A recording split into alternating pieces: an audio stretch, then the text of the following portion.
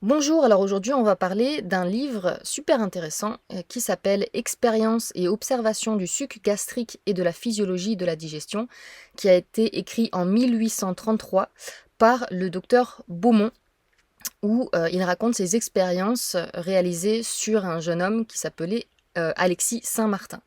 Alors ce livre se trouve en accès libre sur internet, donc je vais vous mettre le lien du livre dans la description sous cette vidéo si vous voulez aller le lire. Alors, au début du livre, le docteur Beaumont raconte un peu l'histoire, et donc c'est ce que je vais vous lire. Je vais vous lire un extrait du livre.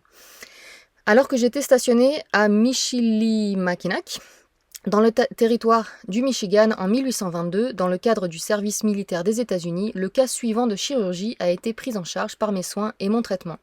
Alexis Saint-Martin, qui fait l'objet de ces expériences, était un Canadien d'origine française, âgé à l'époque d'environ 18 ans, de bonne constitution, robuste et sain. Il avait été engagé au service de l'American Fur Company comme voyageur et fut accidentellement blessé par la décharge d'un mousquet le 6 juin 1822 à une distance d'environ 1 mètre de la bouche du canon du pistolet. Pendant 17 jours, tout ce qui entra dans son estomac par l'œsophage s'écoula bientôt par la plaie, et le seul moyen de le nourrir était au moyen d'injections nutritives par l'anus, jusqu'à ce que des compresses et des bandes adhésives puissent être appliquées de manière à retenir sa nourriture. Le 6 juin 1823, un an après l'accident, les parties lésées étaient toutes saines et bien cicatrisées, à l'exception de l'ouverture de l'estomac et du côté. La perforation avait environ 5 cm de circonférence, et la nourriture et les boissons exudaient constamment, à moins qu'elles ne soient empêchées par une compresse et un bandage. En hiver 1823-1824, à cette époque, un petit pli ou doublement des couches de l'estomac apparut, se formant à la marge supérieure de l'orifice, légèrement saillant et augmentant jusqu'à ce qu'il remplisse l'ouverture, de manière à remplacer la nécessité de la compresse et le bandage pour retenir le contenu de l'estomac. Cette formation valvulaire s'est adaptée à l'orifice accidentel, de manière à empêcher complètement l'efflux du contenu gastrique. Au mois de mai 1825, je commençais avec lui ma première série d'expériences gastriques. Donc en fait, comme vous l'avez compris, Alexis Saint-Martin s'est fait tirer dessus, ça lui a fait un trou sur le côté gauche au niveau de l'estomac. Je vous ai épargné les détails où le docteur Beaumont raconte qu'il y avait un morceau de foie, de poumon qui sortait, qu'il a fallu couper tout ça, nettoyer, bon bref. Et il l'a soigné, ce docteur Beaumont. Il pensait qu'il allait mourir, évidemment, mais finalement, il a survécu. Et finalement, Alexis Saint-Martin a très bien vécu, mais je vous parlerai de lui plus tard. Enfin, de son évolution plus tard. Donc, en fait, il a profité du fait que le trou était resté béant et qu'on pouvait voir de l'extérieur l'intérieur de l'estomac d'Alexis pour faire des expériences sur lui, des expériences sur la digestion au niveau de l'estomac et des expériences sur le suc gastrique. Donc, après qu'Alexis est guéri, en fait, le docteur Beaumont s'est servi de lui pour ses expériences en 1825. Puis après, Alexis est parti pendant 4 ans faire sa vie. Et il s'est marié, il a eu des enfants. Et puis, le docteur Beaumont a mis tous les moyens possibles pour retrouver Alexis. Et ensuite, il a mis tous les moyens possibles pour le faire revenir chez lui, pour qu'il accepte de de subir les expériences qu'il a fait. Donc Alexis est revenu et a subi les expériences du docteur Beaumont sur lui-même de 1829 à 1833. Donc, voilà, ici sur la photo, là, vous voyez en fait, enfin c'est une peinture qui montre assez justement ce qu'il faisait en fait, où se situait le trou, et comment il faisait ses expériences. Donc je reviendrai dessus après. Mais ici, vous avez une reproduction qui a été faite pour donner une idée de comment était le trou dans le torse de Saint-Martin. Alors, cette reproduction, elle n'est pas tout à fait exacte, hein, elle a été un peu exagérée, je crois, hein, enfin, je trouve, au milieu, par rapport au trou, qui, je pense, était un peu moins gros. Et puis, il était aussi un peu plus au-dessus, il était plus au niveau du pectoral. Ici, c'est de vrais dessins, donc voilà, qui sont plus exacts. Vous voyez le trou ici, hein, juste en dessous du pec. Et ici, à nouveau, donc ça c'est un schéma qu'on trouve dans le livre. Vous voyez le trou vraiment juste en dessous du pec. Et vous avez ici le téton pour vous donner une idée. Donc ici c'est Saint-Martin, ici c'est le docteur Beaumont. Et comment il faisait ses expériences? En fait, il prenait un aliment qu'il attachait à une ficelle. Il introduisait l'aliment par le trou dans l'estomac et il laissait la ficelle sortir. Et puis il attendait quelques minutes, quelques heures, et puis il retirait l'aliment avec la ficelle pour voir où ça en était au niveau de la digestion. Voilà. Ici, vous avez un autre dessin qui se trouve dans le livre. Hein, donc voilà, à nouveau, vous voyez le trou, le pec ici, avec le téton pour vous donner une idée de la situation du trou. Ici, à nouveau, un peu plus proche, un peu plus zoomé. Et ici, encore plus zoomé. Voilà. Et ici, ça vous donne une idée de où se situait le trou par rapport à l'estomac. Donc en fait, ici dans le livre, il explique que le trou se situe à peu près à ce niveau-là. Voilà. La perforation se situait à peu près à 7 cm et demi à gauche du cardia. Voilà, donc à peu près dans cette zone-là. Voilà. Alors, la méthode. Donc la méthode des expériences du docteur Beaumont. Alors, comme je disais, il a fait plein d'expériences pour comprendre comment se passait la digestion dans l'estomac. Donc on va voir ça dans les diapos suivantes. Et à la fin de cette vidéo, eh ben, on va voir ce qu'a conclu le docteur Beaumont par rapport à plusieurs choses très intéressantes. Est-ce que la viande cuite est digérée plus vite que la viande crue ou pas? Est-ce que les carottes cuites sont digérées plus vite que les carottes crues ou pas? Pareil pour les pommes de terre, pareil pour différentes choses, le chou, etc. Donc on va voir ça. Après, on va voir aussi ce qu'il a déduit des liquides. Qu'en est-il des liquides? Est-ce qu'ils sont digérés dans l'estomac ou pas? Le lait, le café, etc. Et puis les condiments, est-ce que c'est bon pour l'estomac ou pas? Donc on verra tout ça à la fin. Et puis à la fin aussi, je vous dirai ce qu'il est arrivé à Alexis Saint-Martin, la fin de sa vie. Et voilà. Alors, la méthode. Donc ici, c'est pareil, c'est extrait du livre. Tout ce que je vais vous dire, quasiment tout ce que je vais vous dire dans cette vidéo, ça va être des extraits du livre en question dont je vous ai parlé au début. Donc la méthode. La méthode habituelle d'extraction du suc gastrique pour l'expérience consiste à placer le sujet sur son côté droit en appuyant sur la valve à l'intérieur de l'ouverture, en introduisant un tube élastique en caoutchouc de la taille d'une grande plume, 12 ou 15 cm dans l'estomac, puis en le tournant, donc en tournant Alexis sur le côté gauche. Donc c'est ce que vous voyez en fait ici. C'est pour ça cette reproduction, enfin cette peinture, elle est assez juste par rapport en tout cas à ce qu'a décrit le docteur Beaumont dans son livre. Quand il est en santé et lorsqu'il n'y a pas de nourriture, l'estomac est ordinairement entièrement vide et contracté sur lui-même. Dès l'introduction du tube, le liquide commence bientôt à s'écouler, d'abord par gouttes, puis en jet interrompu et parfois en un court filet continu. Déplacer le tube de haut en bas ou d'avant en arrière augmente la décharge. La quantité de liquide ordinairement obtenue est de 15 ml à 42 ml ou 57 ml, variant selon les circonstances et l'état de l'estomac. Son extraction s'accompagne généralement de cette sensation particulière au creux de l'estomac appelée affaissement, avec un certain malaise qui oblige à arrêter l'opération. L'heure habituelle d'extraction du liquide est tôt le matin avant qu'il ait mangé, quand l'estomac est vide et propre. Donc voilà, c'est ce que vous voyez ici, il introduit le tube, hop, dans le trou, il le fait tourner sur le côté, et là il récolte le liquide, et puis il dit que, d'ailleurs il le répète plusieurs fois dans le livre, quand il fait ça, à chaque fois Alexis se sent pas bien, il a un peu des vertiges, donc il peut pas faire ça très longtemps. En le couchant horizontalement sur le dos, en appuyant la main sur la région hépatique, en l'agitant un peu et en le tournant en même temps sur le côté gauche, la bile jaune vif paraît couler librement à travers le pylore et sort par le tube. Quelquefois, on la trouve mêlée au suc gastrique. Sans cette opération, c'est pendant rarement le cas, à moins qu'il n'ait été excité par une autre cause. On va voir ça après. Donc ce qu'il dit, en gros ici, c'est que c'est pas normal qu'il y ait de la bile dans l'estomac. Par contre, on peut faire en sorte qu'il y ait cette anormalité qui survienne s'il met Alexis sur le côté gauche, qu'il appuie sur le côté droit et qu'ensuite il le fait tourner sur le côté gauche. Voilà, donc vous, à savoir, si vous allongez, que vous appuyez, que vous faites un massage sur le foie, il y a des chances que ça fasse remonter de la bile et c'est pas une bonne idée. Alors, les conditions pour que l'estomac produise du suc. Donc, alors je ne vais pas tout vous lire sur les diapos suivantes. Si vous voulez plus de détails, n'hésitez pas à mettre pause si vous voulez lire les extraits du livre que je vous ai mis sur ces diapos.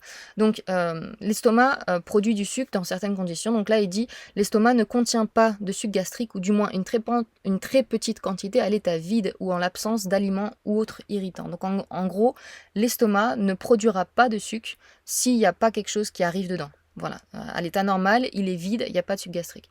Et ce qu'il appelle irritant, en fait, c'est vraiment tout ce qui arrive dans l'estomac et qui fait réagir, en fait, l'estomac et qui donc le fait produire du suc gastrique. Donc ça va être des aliments, ça va être, comme il le disait juste avant, quand il trifouille l'estomac avec ses tubes. Donc quand l'estomac sent la présence de quelque chose, c'est là qu'il va produire du suc gastrique. Après, il dit aussi dans la diathèse fébrile. Alors, la diathèse fébrile, c'est un vieux mot qui veut dire des grosses maladies avec de la fièvre. À l'époque, ça voulait dire un peu toutes les grosses maladies du style pneumonie, syphilis, etc. Donc dans ce genre de grosse maladie, très peu ou pas de suc gastrique est sécrété, d'où l'importance de ne pas manger dans les plaintes fébriles. Il ne peut se permettre aucune nourriture, c'est en fait une source d'irritation pour cet organe et par conséquent pour tout le système. Donc ce que ça veut dire ici, c'est que quand vous êtes malade, vous savez, quand vous êtes vraiment très malade, en général, vous n'avez pas faim, hein. Et ben, il faut écouter votre corps, comme je vous le dis dans quasiment toutes mes vidéos. Et là, lui, il le confirme avec ce qu'il a vu sur Alexis. C'est que quand on est très malade avec de la fièvre, on n'a pas faim, il faut pas manger. Parce que si on se force à manger, en fait, l'estomac ne produira pas de suc gastrique dans cette situation de maladie. D'accord? Donc si vous mangez, les aliments ne seront pas digérés parce que l'estomac ne produira pas de suc gastrique. Donc si vous n'avez pas faim quand vous êtes malade, ne vous forcez pas, ne mangez pas. Alors ici, je vous ai listé quelques repas d'Alexis parce que j'ai trouvé ça super intéressant dans le livre. Donc, dans toutes ces expériences, hein, il y a des dizaines et des dizaines d'expériences qu'il a faites sur Alexis. Je ne sais plus le chiffre exactement, c'est autour de 100. Et donc, à chaque expérience, il décrit ce qu'Alexis mange, à quelle heure, comment il se sent, la digestion, etc. Et donc, j'ai trouvé ça très intéressant de voir ce que mangeait une personne lambda en 1833, enfin dans les années 1820-1830, donc au début du 19e siècle, au Canada et aux États-Unis, puisqu'ils étaient à la frontière entre les deux. J'ai trouvé ça très intéressant parce que on voit en fait que quasiment à chaque repas, c'est presque 99% des repas d'Alexis, il y a toujours de la viande ou un produit animal. Ok, toujours, quasiment toujours. Ça arrive 2 ou 3 fois dans le livre, sur plusieurs centaines de repas, qu'il va faire un repas avec aucun produit animal. Mais le reste du temps, 99%, c'est toujours des produits animaux. Alors ça me fait rire parce que justement, il n'y a pas longtemps, sous une de mes vidéos, il y a eu un commentaire d'un vegan, j'imagine, ou d'un végétarien qui m'a dit « Ouais, de toute façon, moi je pense qu'autrefois, il y a eu plusieurs centaines d'années... il y a 100, 200 ans, les gens, ils étaient en majorité véganes ou végétariens. C'était un luxe de manger de la viande. Ils le faisaient genre une fois par mois, sauf peut-être les rois. Bah écoute, mon gars, lis des vieux livres. Voilà, et ce sera clair comme de l'eau de roche ce qu'ils mangeaient. Alors évidemment, on ne peut pas faire une généralité d'une seule personne, parce que là, en l'occurrence, c'est les menus d'Alexis. Voilà. Mais ça donne quand même l'idée. Alexis, c'était pas du tout un noble. C'était presque un esclave, hein. Si vous lisez le livre, il était un peu considéré comme un esclave par Beaumont, hein. Il l'utilisait comme son homme à tout faire dans la maison. Donc il l'avait fait venir chez lui pour faire ses expériences. Vous penseriez que c'était déjà suffisant, hein, qu'il accepte de faire ces expériences-là, Alexis. Mais non, il a été traité comme un esclave dans la maison. Il faisait... alors je sais pas exactement ce qu'il faisait, il coupait le bois. Enfin, il était traité comme l'homme à tout faire. D'accord, donc ici on n'a pas les menus d'un aristocrate, hein, vraiment pas. On a vraiment les menus de la classe pauvre, voilà. Donc je vais pas tout vous lire, hein, mettez pause, mais steak de chevreuil, gelée de canneberge, pain et café, porc gras, pain et pommes de terre, tripes et pieds de cochon, pain et café, pommes de terre et viande, saucisses frites, pain de maïs et café, bœuf frais, bouilli et 5 onces de pain, bœuf bouilli, pain, une pinte de café, viande bouillie fraîche, pain, pommes de terre, morue bouillie et pain, mouton, soupe d'orge et pain. Bref. Donc, ce qui revient sans arrêt, ou quasiment, c'est donc les produits animaux. Ce qui revient quasiment aussi sans arrêt, c'est le pain. Ce qui revient très très souvent aussi, c'est le café. Et par contre, on voit quasiment jamais de légumes verts en fait. Quasiment jamais. Et rarement des fruits, hein. On en voit de temps en temps. Ici, les baies sauvages, il y a une journée où il a mangé que ça, des baies sauvages. D'ailleurs, petite parenthèse, c'est une journée où il a mangé que des baies sauvages, rien d'autre. Et quand il a observé son estomac, le docteur Beaumont, il a vu que l'estomac était en pleine effervescence, que les baies fermentaient en fait. Ici, des pommes aigres mûres crues. Voilà. Et donc, il y a 2-3 repas où il ne mange pas de produits animaux. Il y a un moment où il mange juste des carottes bouillies, un moment où il mange juste du riz. Voilà. Et puis on voit ici qu'il ne mange jamais de sucre, quasiment jamais de sucre. Là ici il y avait un jour où il a mangé du sagou bouilli avec du sucre. Du sagou c'est un espèce de cœur de palmier, un truc du style. Mais il y a quasiment jamais de sucre. Donc ici on voit qu'il mangeait un repas vraiment typiquement à la Weston Price, hein. Si vous connaissez mes autres vidéos, je conseille à tout le monde de lire le livre de Weston Price qui décrit l'alimentation ancestrale en fait, de diverses tribus à travers le monde. Et donc il compare la santé de ces gens qui mangent ancestral par rapport à la santé des gens dans le monde moderne. Donc voilà, ici, pour nous, manger comme ça, c'est genre manger ultra sain, genre personne ne mange comme ça, quoi. Mais là, à l'époque, tout le monde mangeait comme ça. Et tout le monde avait une santé mais bien, bien, bien meilleure que nous aujourd'hui. D'ailleurs, la preuve, Alexis, il s'est pris un coup de fusil dans le ventre. Non seulement il a survécu, mais il a vécu une vie tout à fait normale et en plus super active, hein. À un moment, il décrit que Alexis, il était rentré au Canada, ou alors il a dans l'autre sens, je sais plus, en canoë, avec sa femme et ses enfants dans le canoë, et il a traversé je sais pas combien de kilomètres en canoë pour rejoindre le Canada. Euh, Peu après sa blessure en plus. C'était, je sais plus, 1 ou 2 ans, faudrait que je revoie dans le livre. Mais donc, voilà comment être en bonne santé. Regardez ça et prenez exemple. Mais en tout cas, voilà, ce qui est intéressant, c'est qu'il y a quasiment jamais de légumes. Et c'est surtout des produits animaux et des féculents. Voilà. Alors, c'est pas pour autant que je conseille pas de manger des légumes, hein, on est d'accord, hein. Mais en tout cas, on voit très bien qu'on peut très très bien se porter en mangeant peu de légumes. Voilà. Mais tirez vos propres conclusions de tout ça. Mais en tout cas, moi, ça me conforte dans mon idée de l'alimentation à la Weston Price. Voilà. Alors, le temps de digestion. Donc ici, voilà, il fait toutes ces expériences pour voir le temps de digestion de différentes choses. Alors, il dit la durée de digestion est variable. Elle dépend de la quantité ou de la qualité des ingérés, de l'état sain ou malade de l'estomac, etc.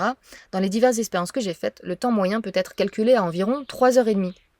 Et ensuite, il dit que l'aliment végétal exige plus de temps et probablement plus de puissance des organes gastriques que l'animal.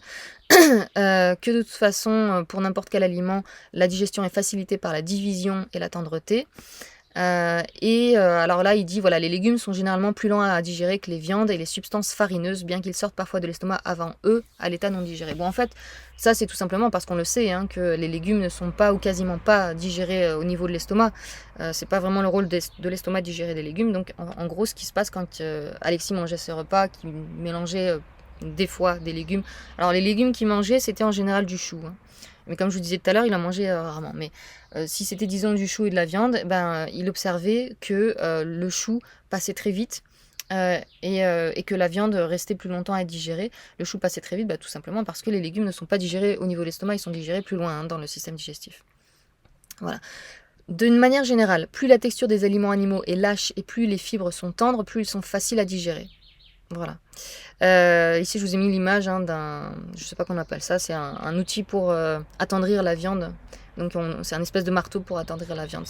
Plus la viande est tendre et plus elle est divisée, plus elle est mâchée, plus elle est coupée en petits morceaux, plus elle sera facile à digérer.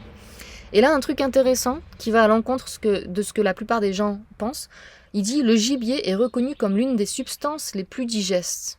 Ok ? Et il dit, voilà, la qualité de mollesse, des textures et de susceptibilité à la division appartient à la plupart de ces viandes sauvages et gibiers qui sont généralement reconnus pour être faciles à digérer.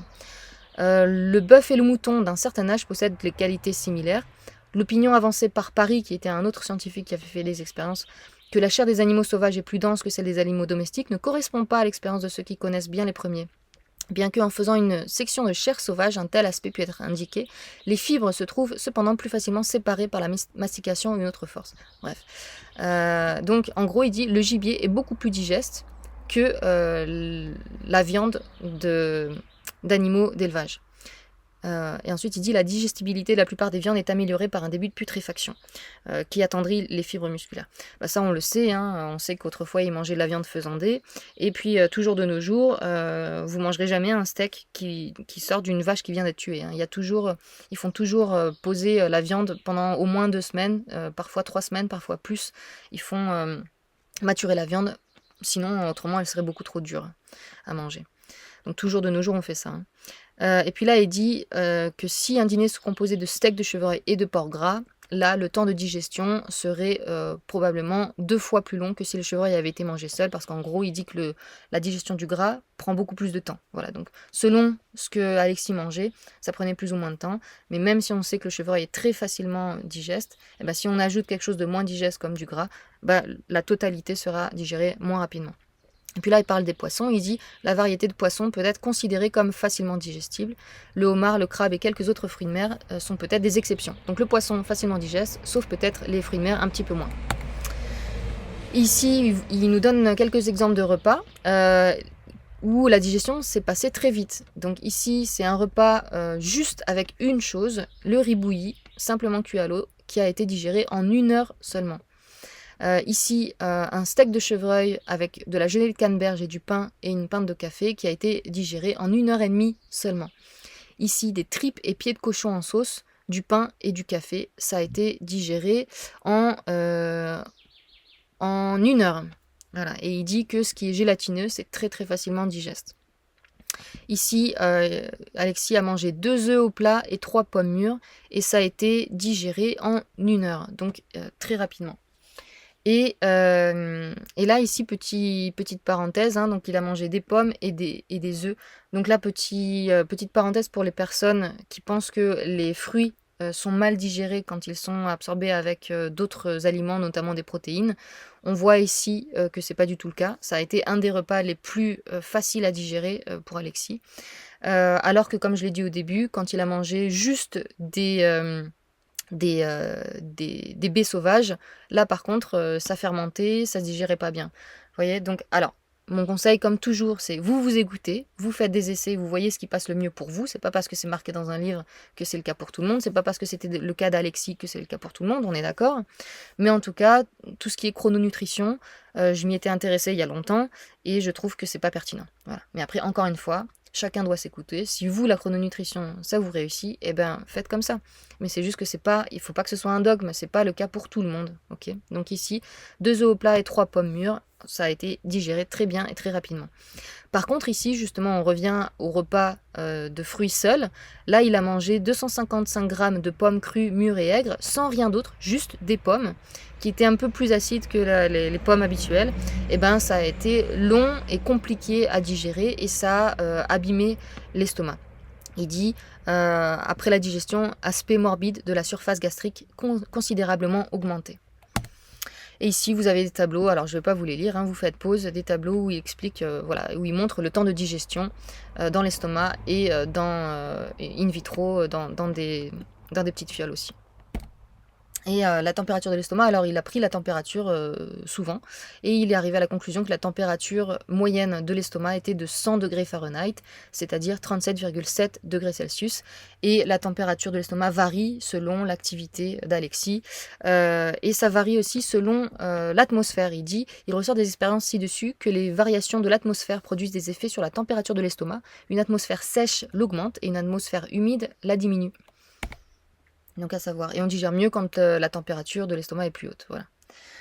Alors, quelles sont les causes des maladies digestives? Eh ben, il dit d'abord, il insiste vraiment beaucoup dans le livre, que c'est surtout la quantité. Okay, il faut manger une quantité adaptée à votre estomac. Il ne faut pas trop manger, il ne faut pas se gaver. Okay, donc si vous avez des problèmes d'estomac, si vous avez des problèmes de digestion de manière générale, règle numéro 1, ne vous gavez pas. Arrêtez de manger à partir du moment où vous commencez à atteindre la satiété. Okay, il ne faut pas manger plus que ça, il ne faut pas manger plus par gourmandise, ou il ne faut pas manger plus parce qu'on vous a appris depuis petit qu'il fallait finir l'assiette. Non, si vous n'avez plus faim, ne finissez pas l'assiette. Comme toujours, écoutez votre corps avant n'importe quoi d'autre. Okay, donc là, il dit la quantité d'aliments est probablement plus importante que la qualité pour assurer la santé. Le corps nécessite beaucoup moins que ce qui lui est généralement fourni. Okay. Alors là, par contre, je mets une petite parenthèse et où il dit que la quantité d'aliments est probablement plus importante que la qualité. Alors, il faut savoir que ce livre donc, a été écrit en 1833. Hein, donc, quand il dit que la qualité n'est pas aussi importante que la quantité, c'est parce qu'en 1833, la qualité de ce qu'il mangeait, ça n'a rien à voir avec la qualité de ce qu'on peut trouver de nos jours. Okay, à son époque, il n'y avait pas des aliments chimiques dégueulasses. Donc non, moi, je mets un petit bémol ici. Il faut prêter attention autant à la qualité de ce que vous mangez que à la quantité, ok.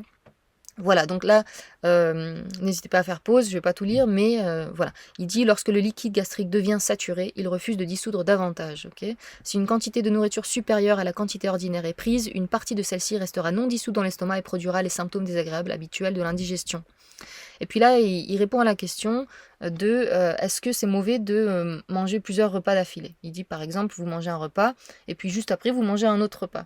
Et il dit effectivement, ça peut poser problème, mais en fait, c'est pas les 2 repas successifs qui peuvent poser problème, c'est la quantité. Donc si vous prenez 2 petits repas d'affilée, il y a 0 souci, parce que votre estomac produira suffisamment de sucre gastrique pour digérer ces 2 repas. Par contre, si vous faites 2 gros repas, là, encore une fois, c'est le problème, c'est la qualité, la quantité, pas la fréquence des repas.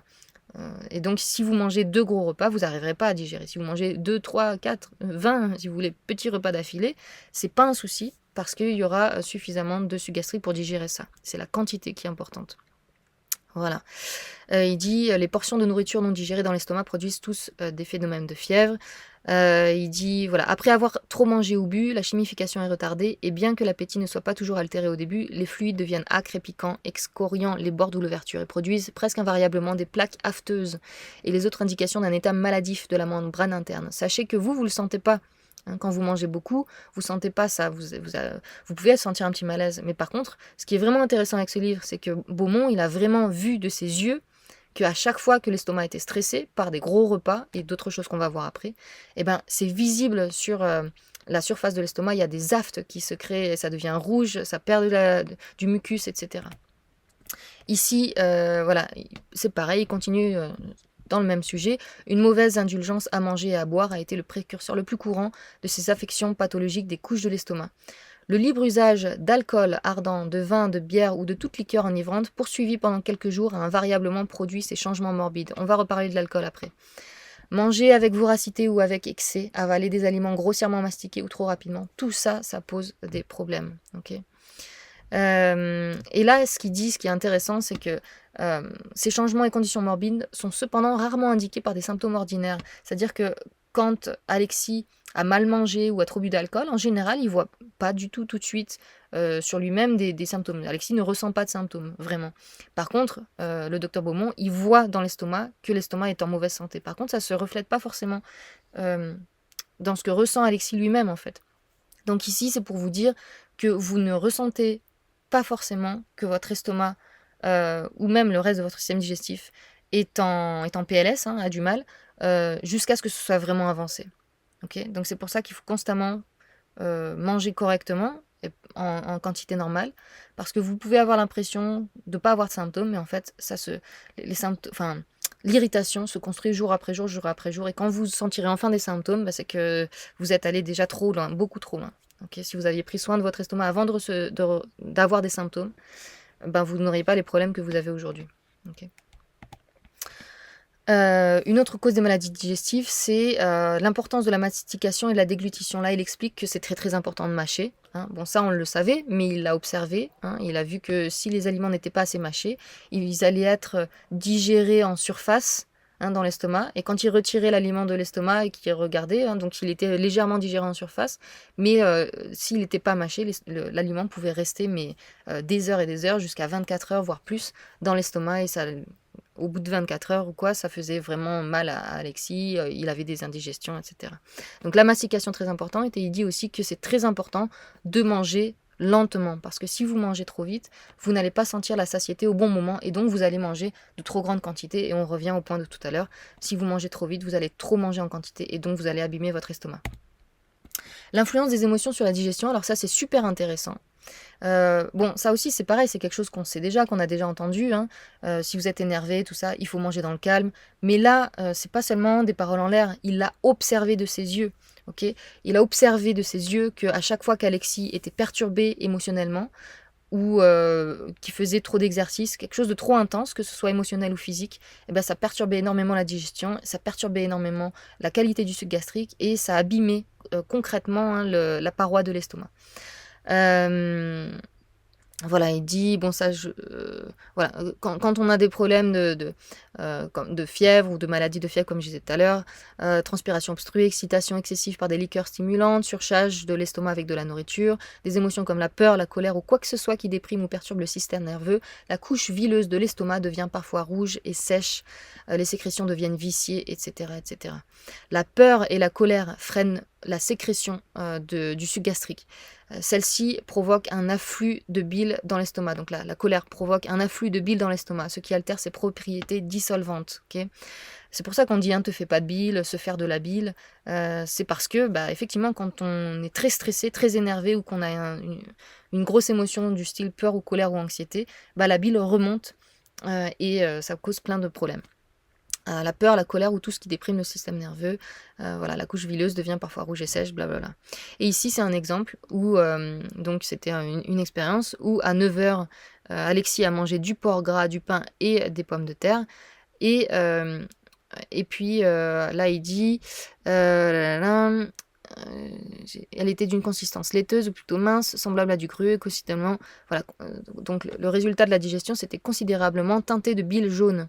Une circonstance que je n'avais observée qu'une seule fois dans mes expériences sur lui, et j'ai supposé que cela avait été l'effet d'une colère violente qui s'est produite au moment où j'ai sorti cet extrait, donc l'extrait de l'estomac. Cette expérience montre l'effet de la passion violente sur l'appareil digestif. Je crois que la présence de bile dans ce cas était l'effet de la colère. Ok. Donc, retenez bien, c'est pas des paroles en l'air. Il faut vraiment manger dans le calme. Il faut vraiment manger doucement. Et il faut vraiment bien mastiquer. Il faut vraiment pas manger de grosses quantités. La couleur de la langue et la santé de l'estomac. Et donc là, il reporte plusieurs fois dans le livre que la couleur de la langue d'Alexis change quand l'estomac est en mauvaise santé. Alors chaque fois que cet état morbide de l'estomac se produit accompagné de symptômes habituels de la maladie, il y a généralement une apparence correspondante de la langue. Lorsqu'un état sain de l'estomac est rétabli, la langue devient invariablement claire. Là, c'est une expérience où Alexis a mangé des saucisses frites, du pain grillé et une pinte de café. Ça a été mal digéré et il observe sur la langue d'Alexis un mince manteau blanchâtre sur la langue. Cette expérience montre que lorsqu'il y a des signes de maladie sur les couches de l'estomac et sur la langue, la digestion est par conséquent prolongée. Okay. Et il observe aussi un changement de l'aspect de la langue d'Alexis quand il a bu trop d'alcool. Il a une fine couche brun jaunâtre sur la langue. Ok. Donc ça, c'est pour tous les gens aussi qui... alors on entend toujours langue blanche, candidat, langue blanche, candidat. Et moi-même, je suis un peu coupable parce que c'est vrai que les miniatures que je mets pour mes vidéos sur le candidat, il y a toujours la langue blanche. Pourquoi, en fait, on met tous ces miniatures de langue blanche quand on parle de candidat? C'est tout simplement parce que c'est la seule façon d'avoir un support visible pour le candidat. Parce que si je vous mets le candidat par microscope, ça va pas attirer l'œil. Donc c'est un peu de ma faute et la faute de toutes les personnes comme ça qui parlent du candidat sur YouTube. On met toujours la langue blanche. Mais en réalité, la langue blanche, c'est loin d'être le seul symptôme du candidat. Enfin, je veux dire, c'est loin d'être seulement le candidat qui cause la langue blanche. Tout souci digestif, que ce soit dans l'estomac, le foie ou les intestins, ça va causer une langue blanche. Okay. Donc si vous avez la langue blanche, c'est pas forcément le candidat. Ça peut très bien être des problèmes d'estomac, de foie ou d'intestin, sans être forcément le candidat. Alors la bile, on l'a vu. Donc en gros, il dit, le docteur Beaumont, que dans une situation normale, on va pas retrouver de bile dans l'estomac. Sauf quand il masse le côté droit d'Alexis, là, il y a de la bile qui remonte. Sauf quand quand Alexis ressent de la colère ou a une émotion très vive, la bile remonte dans l'estomac.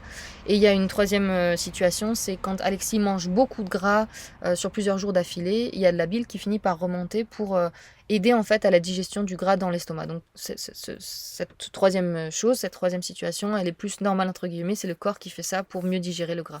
Mais sinon en temps normal, il n'y a pas de bile dans l'estomac. Et là vous voyez sur le dessin, donc ici vous avez l'estomac, et ici vous avez le foie et donc la vésicule biliaire, et ici les canaux de vésicule biliaire qui, leur rôle c'est de déverser la bile dans le chyme à la sortie de l'estomac. Ok. Donc ça va être déversé ici au début de l'intestin grêle. C'est là que la bile devrait être déversée, elle ne devrait pas remonter dans l'estomac. Ok. Voilà, les aliments huileux ou gras sont digérés plus tôt lorsqu'il y a un petit mélange de bile avec le suc gastrique. Ok. Donc en cas de repas gras, très gras, avoir de la bile, là ça va aider. Le reste du temps, non, ça va au contraire poser des problèmes. Il explique aussi l'effet de l'exercice sur la digestion. Il dit « Je suis persuadé qu'un exercice modéré contribue considérablement à une digestion saine et rapide. Un exercice doux augmente la circulation du système, la température de l'estomac, favorise la décharge du suc gastrique, ainsi que la digestion dans l'estomac. Par contre, l'exercice intense et fatigant, au contraire, retarde la digestion. Et aussi, un état de repos complet est défavorable à une digestion rapide. Donc, qu'est-ce qu'il faut en retenir? Après manger, faites une petite marche d'une vingtaine de minutes pour bien digérer. Okay. Par contre, si après manger, vous faites de l'exercice physique intense, ou si après manger, vous ne bougez pas, vous restez assis, vous ne bougez pas, ou alors vous restez allongé, là, vous allez mal digérer. Okay. Donc, la meilleure chose à faire si vous avez des problèmes de digestion, si vous avez des problèmes d'estomac, après chaque repas, faites une petite marche de quelques minutes. Alors, à un moment, il se pose la question, bon, c'est très bref, hein, c'est juste cet extrait-là que je vous ai mis là. Quelle est la meilleure alimentation de l'humain? Il dit ce serait une tâche très difficile de désigner le type exact de régime qui, s'il était généralement adopté, serait le plus propice à la santé et à la longévité. Une variété considérable semble nécessaire à l'homme, à l'état de civilisation. Ce manque de variété est induit par une longue habitude qu'il serait probablement dangereux de rompre. Que l'homme ait été à l'origine carnivore ou granivore, c'est une question que nous ne pouvons résoudre. Et peut-être n'en vaut-elle pas la peine. À l'heure actuelle, il est les deux, et nous devons faire avec son mode d'existence actuel. On ne peut pas juger du mode de digestion dans l'estomac humain par celui des animaux, en particulier des animaux granivores et ruminants. Les animaux carnivores ressemblent le plus à l'homme dans leur appareil digestif. Ok. Donc en gros, ce qu'il veut dire par là, c'est que il n'a pas d'opinion définie sur ce qu'est l'alimentation parfaite de l'homme. Par contre, lui, il pense que ce qu'il faut faire, c'est tout simplement, donc l'homme est une créature d'habitude et c'est garder en fait ses habitudes. Si vous avez été élevé en mangeant tel régime alimentaire, changer du jour au lendemain votre régime alimentaire, là ça va causer des problèmes. Donc l'habitude, c'est important pour une bonne digestion. Et puis, il estime que l'homme est un omnivore, grosse surprise, et qu'il n'est ni carnivore ni herbivore, et qu'il doit manger les deux, en fait, des produits végétaux et des produits animaux. Par contre, il dit que le système digestif de l'homme est plus proche du système digestif carnivore que herbivore. Je vous ai mis des exemples ici. Alors là, c'est un lion et un rhinocéros, mais si vous voulez, peu importe. Ici, c'est le système digestif d'un herbivore. Ici d'un carnivore. Après, ils se ressemblent tous plus ou moins, hein. Et ici, l'humain.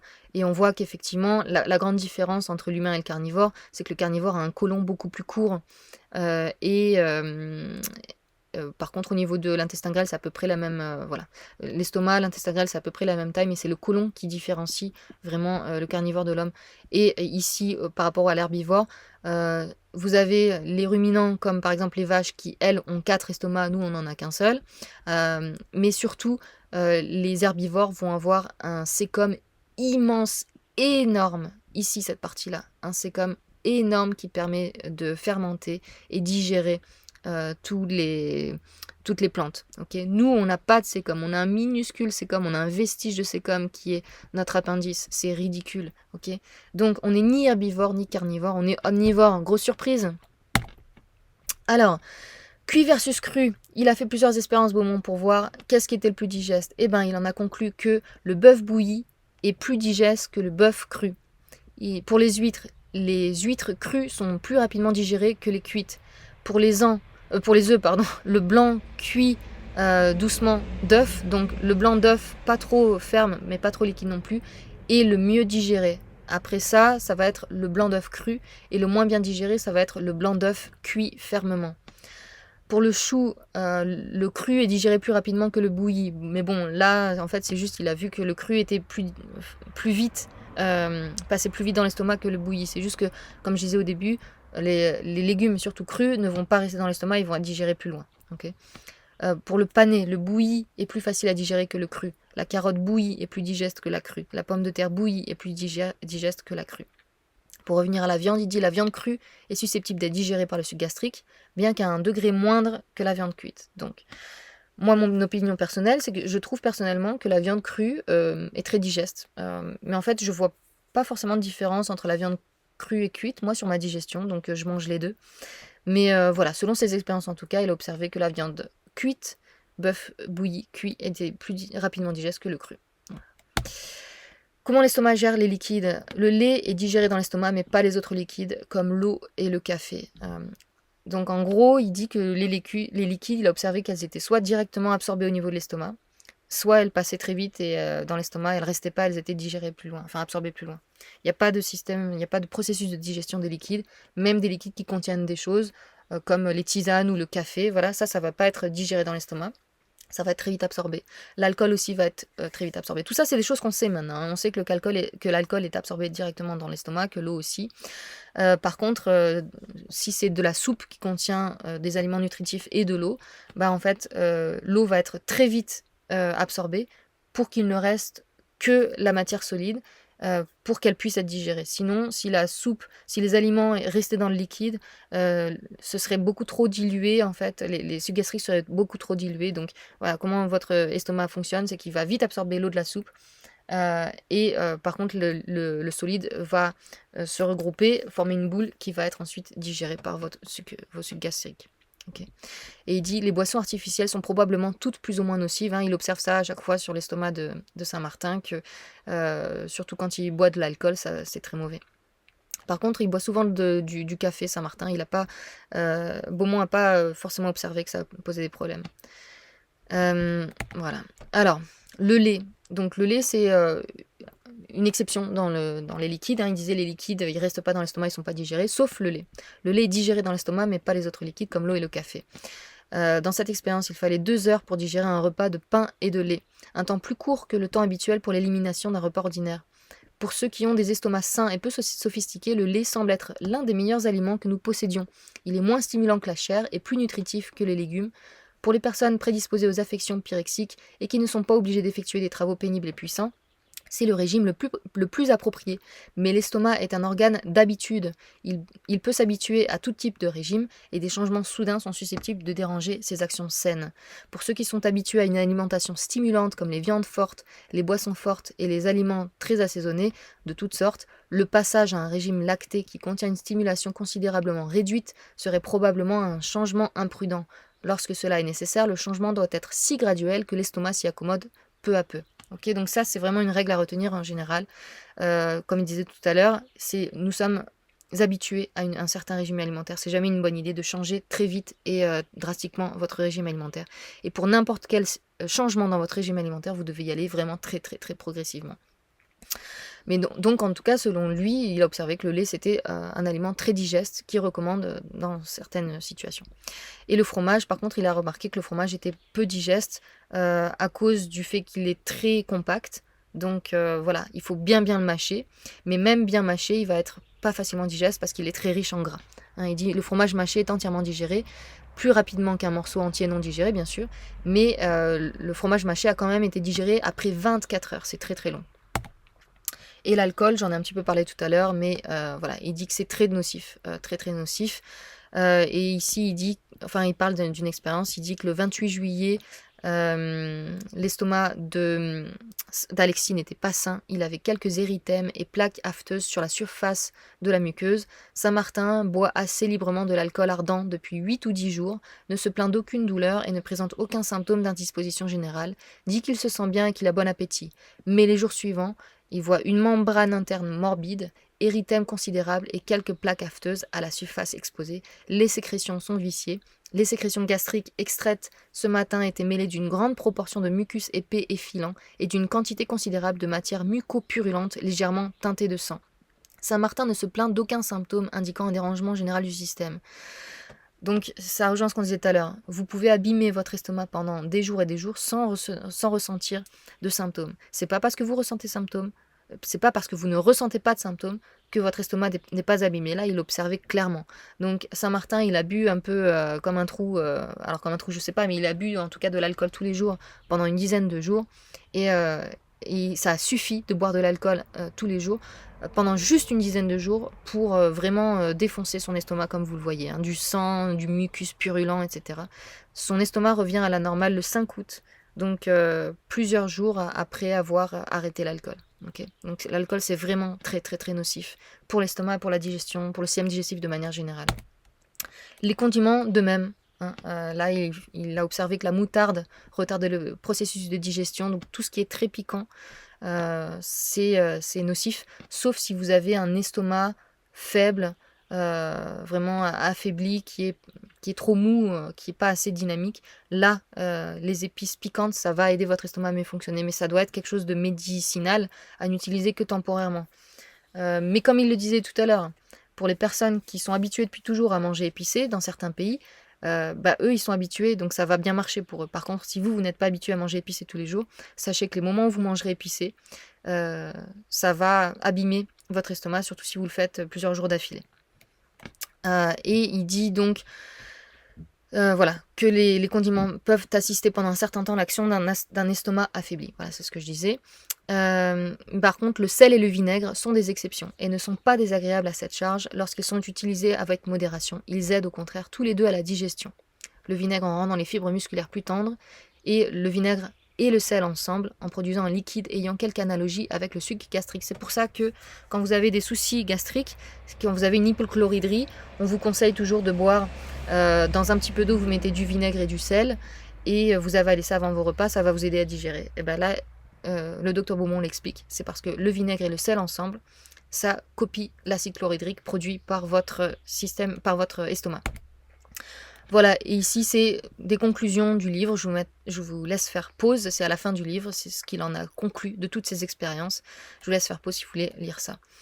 Et ici, la fin de vie de Saint-Martin, et ben Saint-Martin, il est mort vers l'âge de 80 ans. Alors, je sais pas la date exacte de sa mort, parce qu'un coup, on lit qu'il est mort à 78 ans, un coup, on lit qu'il est mort à 86 ans.